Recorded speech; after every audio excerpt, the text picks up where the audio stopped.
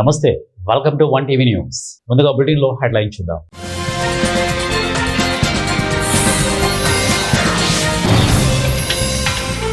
ప్రాజెక్టులకు కొనసాగుతున్న వరద. జూరాల 42, ఎస్ఆర్ఎస్సి 40 గేట్లు, సాగర్ 26 గేట్లు ఎత్తివేత.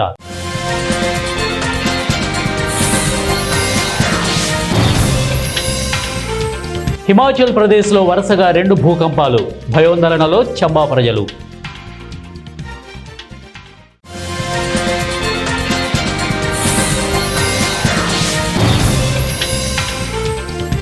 ఐఫోన్ హ్యాక్ చేస్తే 17.52 కోట్లు యాపిల్ కంపెనీ ప్రకటన.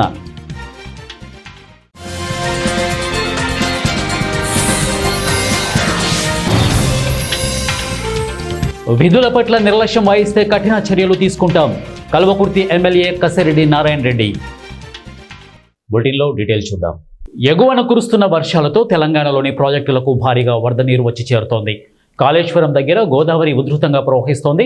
మేడిగడ్డ బ్యారేజీ 85 గేట్లు ఎత్తి దిగువకు నీటిని విడుదల చేస్తున్నారు. ఇన్ఫ్లో అవుట్ఫ్లో 9,02,550 క్యూసెక్కులుగా ఉంది. వరద ప్రవాహం పెరగడంతో నాగార్జున సాగర్ వద్ద 26 గేట్లు ఎత్తి దిగువకు నీటిని విడుదల చేస్తున్నారు. ప్రాజెక్టుకు ఇన్ఫ్లో 4.10 లక్షల క్యూసెక్కులు కాగా అవుట్ఫ్లో 4.06 లక్షల క్యూసెక్కులుగా ఉంది. నీటి సామర్థ్యం 312.04 టీఎంసీలు కాగా ప్రస్తుతం 294.55 టీఎంసీల నీరు నిల్వ ఉంది. పూర్తి స్థాయి నీటి మట్టం 590 అడుగులు కాగా ప్రస్తుత నీటి మట్టం 584.20 అడుగులుగా ఉంది.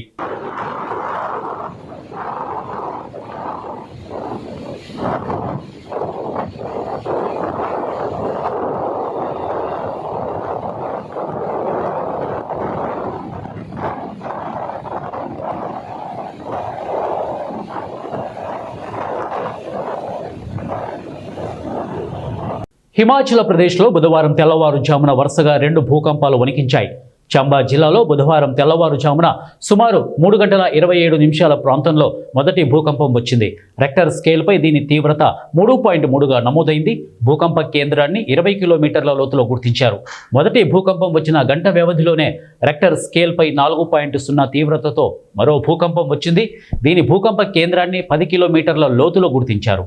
అయితే వరుసగా 2 భూకంపాలు రావడంతో చంబా జిల్లాలోని ప్రజలు భయోందోళనకు గురయ్యారు. కాగా ప్రాణ ఆస్తి నష్టానికి సంబంధించినటువంటి వివరాలు తెలియాల్సి ఉంది. ఐఫోన్ను హ్యాక్ చేస్తే 17.52 కోట్లు రివార్డు ఇస్తామని యాపిల్ సంస్థ ప్రకటించింది. కంపెనీ సెక్యూరిటీ బౌంటీ కార్యక్రమంలో భాగంగా తమ ఐఫోన్ సిస్టమ్స్ని బ్రేక్ చేసిన వారికి నగదు బహుమతులను అందిస్తామని ప్రకటించింది. భౌతికపరమైన యాక్సెస్ ద్వారా డివైస్ అటాక్ చేయగలిగితే 1.31 కోట్లు, యూజర్ ఇంటరాక్షన్ ద్వారా నెట్వర్క్ అటాక్ చేస్తే 2.18 కోట్లు అందిస్తారు. యూజర్ ఇంటరాక్షన్ లేకుండా 0 క్లిక్ అటాక్ లాంటి నెట్వర్క్ అటాక్ చేస్తే 8.76 కోట్లు పొందొచ్చు. ప్రైవేట్ క్లౌడ్ కంప్యూట్ ఎన్విరాన్మెంట్లోని రిక్వెస్ట్ డేటా మీద రిమోట్ అటాక్ చేస్తే ఇంతే మొత్తాన్ని అందుకోవచ్చు. లాక్డౌన్ మోడ్లో నిర్దిష్టమైన ప్రొటెక్షన్లను బైపాస్ చేసిన వారు 17.52 కోట్ల మొత్తాన్ని పొందవచ్చు. జగిత్యాల జిల్లా కేంద్రంలోని స్థానిక ఇందిరా భవన్లో జిల్లా కాంగ్రెస్ పార్టీ అధ్యక్షులు మంత్రి అడ్లూరి లక్ష్మణ్ కుమార్, మాజీ మంత్రి జీవన్ రెడ్డి ఆధ్వర్యంలో వేడుకలను స్థానిక ఇందిరా భవన్లో నిర్వహించారు. ఈ సందర్భంగా మంత్రి అడ్లూరి లక్ష్మణ్ కుమార్ మాట్లాడుతూ మాజీ ప్రధాని రాజీవ్ గాంధీ దేశ సమగ్రతకు, సమైక్యతకు కొరకు పాటుపడ్డారు. దేశం సాఫ్ట్వేర్ రంగంలో రాణిస్తోంది అంటే అందుకు కారణం రాజీవ్ గాంధీ సాంకేతిక రంగంలో చేసిన సంస్కరణలు అన్నారు. భారతదేశం కోసం ప్రాణాలు అపాయం ఉన్నా లెక్క చేయకుండా భారత యొక్క దేశ సమగ్రతకు, సమైక్యతకు ఒక గొప్ప నాయకుడుగా రాజీవ్ గాంధీ గారి యొక్క జన్మదినం. ఈరోజు జగిత్యాల జిల్లాకు సంబంధించిన పెద్దలు జీవన్ రెడ్డి గారు వారి ఆధ్వర్యంలో కూడా జగిత్యాల జిల్లాకు సంబంధించిన కాంగ్రెస్ పార్టీ కుటుంబ సభ్యులందరూ ఘనంగా వారు నివాళులు అర్పించుకుంటూ వారు హైదరాబాద్ నగరం సంతోష్ నగర్ సర్కిల్ పరిధిలో జీహెచ్ఎంసీ అధికారులు, కాంట్రాక్టర్లు కుమ్ముక్కై పనులు చేయకుండానే లక్షలాది రూపాయలు కాజేశారని విజిలెన్స్ విచారణ చేపట్టాలని is Sadan corporator Jangam Shweta Madhukar Reddy demand చేశారు. బీజేపీ నేతలతో కలిసి కార్పొరేటర్ డిఎస్ నగర్లోని పెండింగ్ నిర్మాణపు పనులను పరిశీలించారు. నిధుల దుర్వినియోగంపై జీహెచ్ఎంసీ కమిషనర్ కర్ణన్ కలిసి ఫిర్యాదు చేయడం జరిగిందని తెలిపారు. నిధులు దుర్వినియోగానికి పాల్పడ్డ ఇంజనీరింగ్ క్వాలిటీ కంట్రోల్ అధికారులు సంబంధిత కాంట్రాక్టర్లపై క్రిమినల్ కేసులు నమోదు చేసి సొమ్ము రికవరీ చేయాలని డిమాండ్ చేశారు. డిఎస్ నగర్లో కమ్యూనిటీ హాల్ నిర్మాణం 18.60 లక్షలు, అంగన్వాడీ సెంటర్ పక్కన మరో కమ్యూనిటీ హాల్ నిర్మాణంలో మిగిలిన పనులకు 10.50 లక్షలు, ఇక ఎస్బీహెచ్ కాలనీ నుంచి సుబ్రహ్మణ్యం నగర్ వరకు బాక్స్ డ్రైన్ నిర్మాణపు పనులకు 22 లక్షలు కేటాయించి టెండర్ ఖరారు చేశారు. ఇక పనులు ప్రారంభించకుండానే పూర్తి చేసినట్టుగా కాంట్రాక్టర్లు జీహెచ్ఎంసీ ఇంజనీరింగ్ అధికారులతో కుమ్ముక్కై బోగస్ పత్రాలు, ఎంపీ బుక్కులు సృష్టించి నిధులు కాజేశారని ఆరోపించారు. సమాచార హక్కు చట్టం ద్వారా అధికారులు ఇచ్చిన పనుల వివరాలను కమిషనర్కు అందజేయడం జరిగిందని వెల్లడించారు. 4 ఏళ్లుగా జరిగిన టెండర్లపై విజిలెన్స్ విచారణ చేపట్టి సొమ్ము రికవరీ చేయాలని కోరారు. లేకుంటే న్యాయ పోరాటం చేస్తామని హెచ్చరించారు. ముందుగా ఒక విషయం, ప్రతి ఊరికి ఏదో ఒక ఫేమస్ ఉంటది, ఏంది దాన్ని ఆ ఊరు గుర్తు పెట్టుకోవడానికి. అట్లనే మా యశోద డివిజన్ కుంభకోణాలకి ఫేమస్ అయిపోయింది. ఏదైతే 2 months బ్యాక్ జరిగిన మేము బయట పెట్టిన కుంభకోణాలు పరంపర కంటిన్యూ అవుతూ ఇప్పుడు మా డివిజన్ లో ఇప్పుడు మనం నిలబడిన దగ్గర మళ్ళొక 3 కుంభకోణాలు బయటపడ్డాయి. ఏదైతే ఈ విషయం అంటే ఏ వర్క్స్ జరగలేదో దాని గురించి మేము అప్పుడు కన్నన్ గారిని కలిసి ఎంక్వైరీ చేయమని అడిగినాము. కానీ వాళ్ళు మాత్రం విజిలెన్స్ కి ఇస్తామన్నారు. కానీ నాకు తెలిసి విజిలెన్స్ వాళ్ళకి మన ఈ అడ్రస్ దొరకట్లేదేమో, ఇప్పటివరకు రాలేదు. మేమే మళ్ళీ ఆర్టీఐ వేయడం జరిగింది. దాంట్లో మనకి తెలిసింది ఏంటంటే ఇక్కడ వర్క్స్ అయిపోయినాయి ఆల్రెడీ. మన నాగర్ కర్నూలు జిల్లా లింగాల మండలంలోని తహసీల్దారు మరియు ఎంపీడీఓ కార్యాలయంలో సమయపాలన పాటించడంలో నిర్లక్ష్యం చేస్తున్నారని ప్రజలు ఆరోపిస్తున్నారు. సమయం 11:30 అవుతున్నా ఇప్పటి వరకు అధికారి రాకపోవడంతో ఆగ్రహం వ్యక్తం చేస్తున్నారు. కార్యాలయాల చుట్టూ తిరగడం తప్ప పనులు కావడం లేదని ఆవేదన వ్యక్తం చేస్తున్నారు. జూరాలకు భారీగా వరద ప్రవాహం రావడంతో అధికారులు 41 గేట్లు ఎత్తి నీటిని విడుదల చేశారు. ఎగువన కురుస్తున్న భారీ వర్షాల కారణంగా కృష్ణానదికి వరద పోటెత్తడంతో జూరాల ప్రాజెక్టుకు భారీగా నీరు చేరుతోంది. దీంతో అప్రమత్తమైన అధికారులు రాత్రి వరద నీటిని దిగువకు వదిలారు. దీంతో కృష్ణమ్మ ఉగ్ర రూపంతో ప్రవహిస్తోంది. నదీ తీర ప్రజలు అప్రమత్తంగా ఉండాలని అధికారులు హెచ్చరికలు జారీ చేశారు.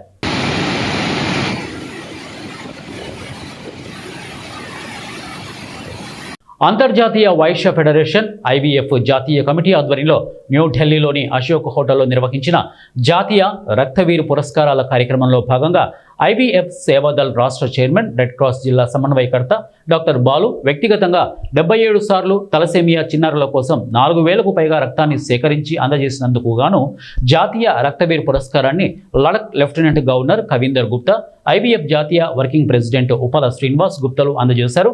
ఈ సందర్భంగా డాక్టర్ బాలు మాట్లాడుతూ 18 సంవత్సరాల నుండి రక్తదాన కార్యక్రమాలు నిర్వహిస్తున్నామని, ఇప్పటి వరకు 25,000 యూనిట్లకు పైగా రక్తాన్ని సేకరించి అందజేశారు. రానున్న రోజుల్లో మరిన్ని రక్తదాన శిబిరాలను తలసేమియా చిన్నారుల కోసం నిర్వహిస్తామని, ఆపదలో ఉన్నవారికి సకాలంలో రక్తాన్ని అందజేయడం కోసం మరింత కృషి చేస్తామని వారన్నారు.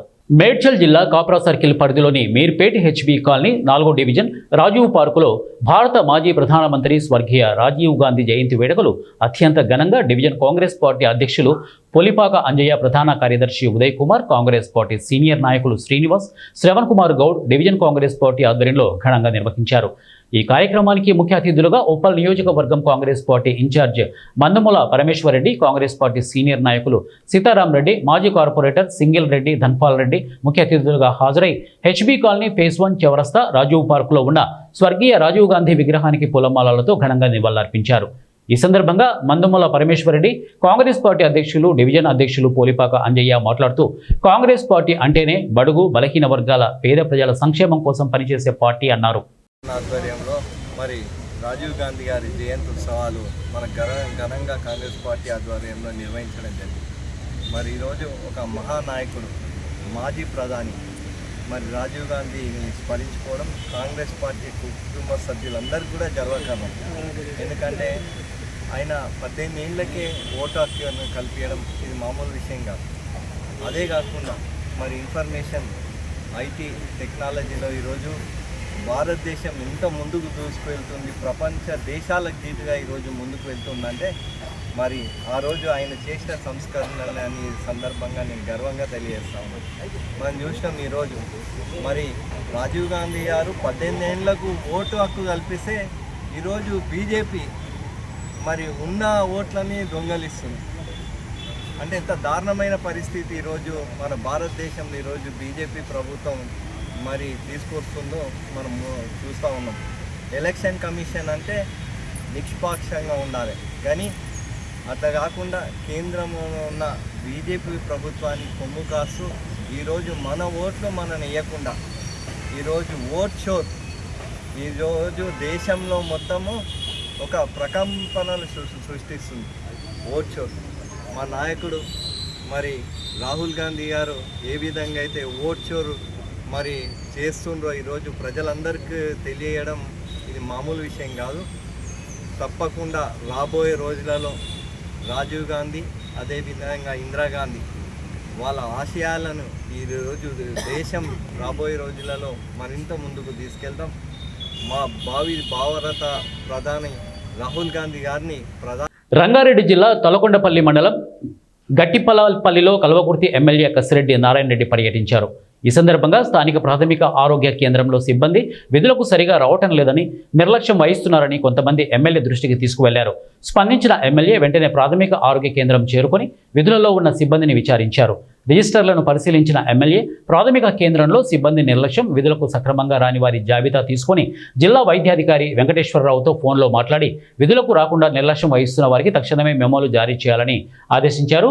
విధుల పట్ల ఎవరూ నిర్లక్ష్యం వహించినా చర్యలు తప్పవని సిబ్బందిని ఉద్దేశించి ఎమ్మెల్యే హెచ్చరించారు.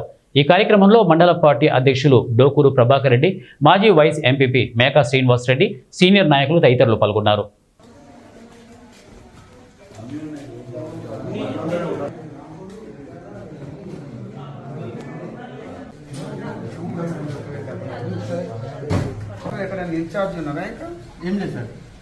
కాంగ్రెస్ ప్రభుత్వం హయాంలో రైతులకు యూరియా కష్టాలు మొదలయ్యాయని నర్సాపూర్ ఎమ్మెల్యే వాకిటి సునీత లక్ష్మారెడ్డి అన్నారు. మసాయిపేట మండలం కేంద్రంలోని రైతు అగ్రో సేవ కేంద్రం వద్ద రైతుల సమస్యలను అడిగి తెలుసుకున్నారు. 1 ఎకరాకు 1 బస్తా ఏరియా ఇవ్వడంపై ఆగ్రహం వ్యక్తం చేశారు. గత బీఆర్ఎస్ ప్రభుత్వ హయాంలో రైతులకు ఎలాంటి యూరియా కష్టాలు లేవని, కాంగ్రెస్ ప్రభుత్వం వచ్చిన తర్వాతనే కష్టాలు మొదలయ్యాయి అని అన్నారు.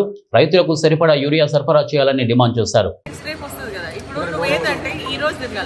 మళ్ళీ రేపు లాడేస్ మళ్ళీ రేపు తిరుగుతుంది.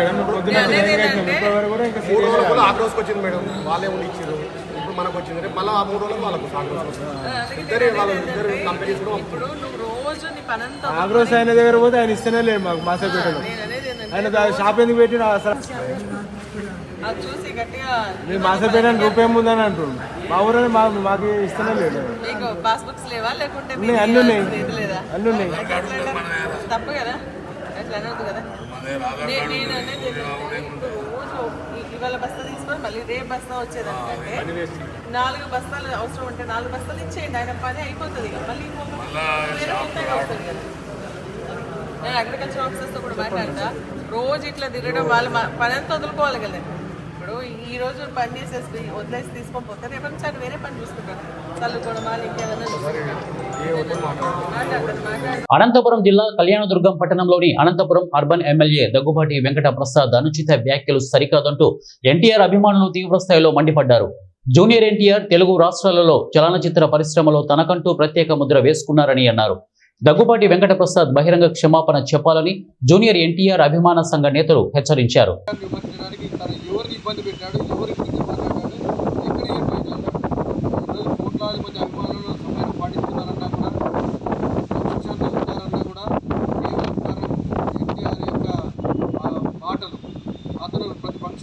ప్రతి కార్యక్రమంలోనూ తన అభిమానులకు ఇచ్చే ఎన్నో సందేశాలు ఈరోజు అభిమానులందరూ కూడా అలాగే పాటిస్తున్నారు.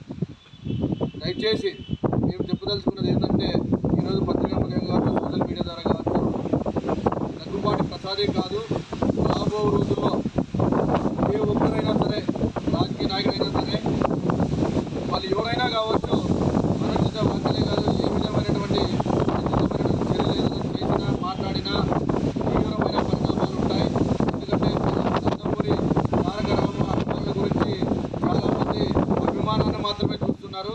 అభిమానులు నందమూరి తారక రామారావు అభిమానులు వాళ్ళ నిర్ణయం తీసుకుంటే ఎంత దూరమైనా వెళ్ళగలరు. రాబో రోజుల్లో తారక రామారావు అభిమానులు చేపట్టిపోయి అనేక కార్యక్రమాలు మీరే చూస్తారు.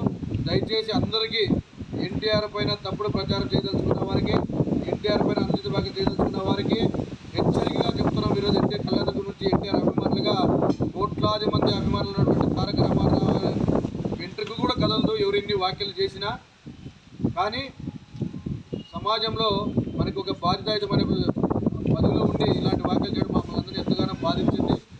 తెలుగుదేశం పార్టీలో నందమూరి తారక రామారావు ఏ ఒక్క మాట అయితే చెప్పాడో నా కట్ట కాలేంత వరకు మెదక్ జిల్లా హల్దీ ప్రాజెక్టును మంగళవారం ఎమ్మెల్యే ఒకటి సునీత లక్ష్మారెడ్డి సందర్శించారు. గత 3 రోజులుగా కురుస్తున్న భారీ వర్షాలకు కొప్పులపల్లి, హకింపేట గ్రామాలకు సంబంధించిన హల్దీ ప్రాజెక్టు పొంగి పొర్లుతుండడంతో సంతోషం వ్యక్తం చేశారు.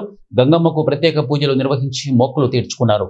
ఈ సంవత్సరం హల్దీ ప్రాజెక్టులోకి నీరు రావడంతో సుమారు 2,000కు పైగా ఎకరాలలో వరి పంట పండే అవకాశం ఉందని ఆమె తెలిపారు. ఈ సంవత్సరం వరి పంటకు ఎలాంటి ఇబ్బందులు ఉండవని పేర్కొన్నారు. అనంతరం ఉప్పులింగాపూర్ గ్రామ శివారులోని బ్రిడ్జి ప్రాంతాన్ని ఆమె సందర్శించారు. బ్రిడ్జి పైనుంచి నీరు వెళ్తుండటంతో ప్రజలు ఎవరూ రోడ్డు దాటే ప్రయత్నం చేయవద్దని సూచించారు. వినాయక చవితి పర్వదినాన్ని పురస్కరించుకొని మండపాలు, పందిళ్ల ఏర్పాటు కోసం తప్పనిసరిగా పోలీసుల అనుమతి తీసుకోవాలని ఎస్ఐవి మహేష్ తెలిపారు. ఇక ఈ మేరకు మంగళవారం స్థానిక పోలీస్ స్టేషన్ నందు విలేకరుల సమావేశం ఏర్పాటు చేశారు. అనంతరం ఆయన మాట్లాడుతూ వినాయకుడి విగ్రహాలను ఏర్పాటు చేసిన మండపాల వద్ద భద్రతాపరమైన జాగ్రత్తలు తీసుకోవాలని సూచించారు. ఎలాంటి ఘటనలు జరగకుండా కమిటీ సభ్యులు కూడా అప్రమత్తంగా ఉండేలా చూడాలన్నారు. మండపాల స్థలాల దగ్గర వివాదాలు జరగకుండా చూడాలని తెలిపారు. అలాగే జిల్లా ఎస్పీ ఆదేశాల మేరకు నూతనంగా ఒక యాప్ని కూడా ప్రవేశపెట్టారని అన్నారు. యాప్లో కమిటీ సభ్యుల వివరాలు నమోదు చేసుకోవాలని, నిమజ్జనం ఎప్పుడైతే అప్పుడు తేదీ నమోదు చేయాలని యాప్ని పోలీసు వారు మానిటర్ చేస్తారని తెలిపారు. ఖచ్చితంగా పోలీసు వారి తరఫు నుంచి పర్మిషన్ తీసుకోవాలి. పర్మిషన్ తీసుకున్న సమయంలో నియమ నిబంధనలు ఏదైతే ఉన్నాయో అవన్నింటినీ వారికి చెప్పవలసిన బాధ్యత మాకుంది. అదేవిధంగా ఆ బాధ్యత ప్రకారమే ముందుగా మీడియా వారి తరఫు నుంచి ఈ యొక్క విషయాన్ని తెలియజేస్తున్నాం.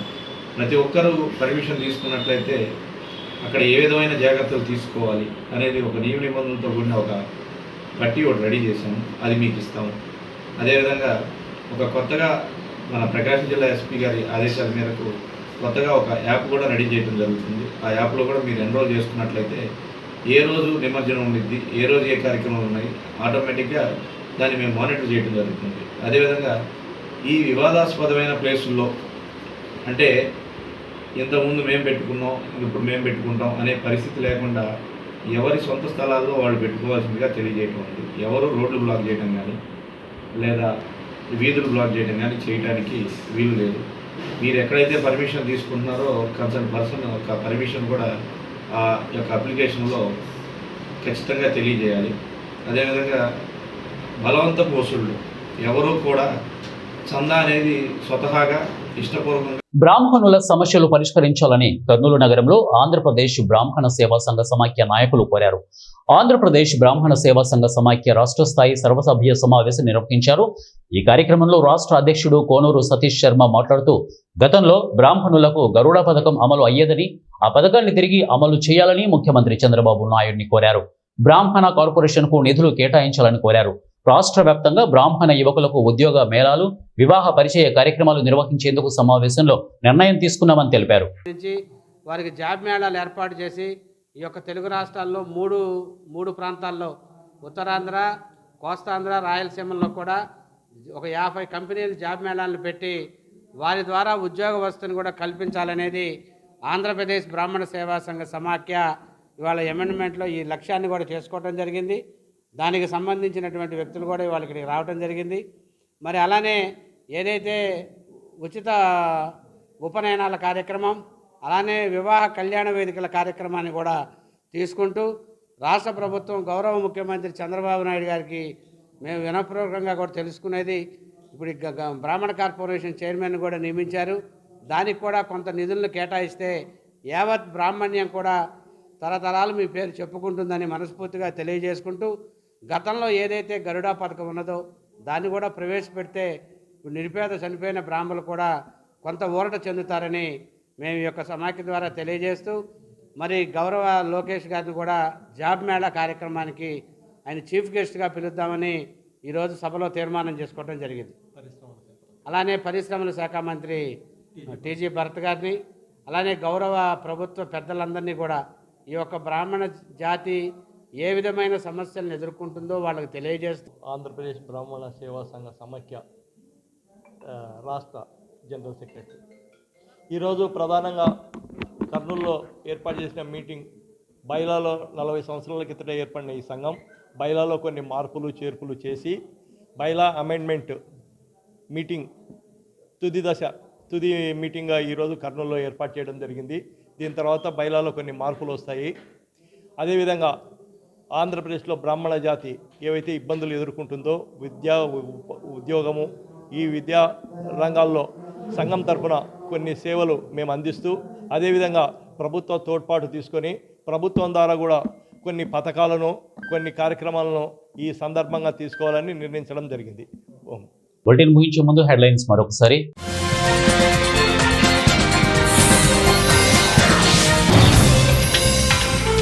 ప్రాజెక్టులకు కొనసాగుతున్న వరద. జూరాల 42, ఎస్ఆర్ఎస్సి 40 గేట్లు, సాగర్ 26 గేట్లు ఎత్తివేత.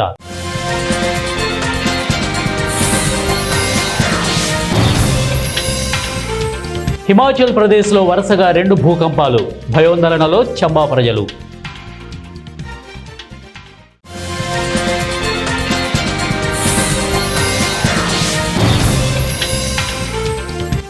ఐఫోన్ హ్యాక్ చేస్తే 17.52 కోట్లు యాపిల్ కంపెనీ ప్రకటన.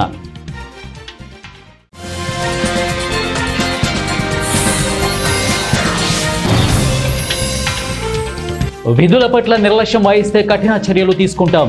కల్వకుర్తి ఎమ్మెల్యే కసిరెడ్డి నారాయణ రెడ్డి. ఇవే బులెటిన్ అప్డేట్స్. నెక్స్ట్ బులెటిన్లో కలుద్దాం. అండ్ దాన్ని కీప్ వాచింగ్ 1 TV న్యూస్. ప్రతిక్షణం ప్రజల పక్షం.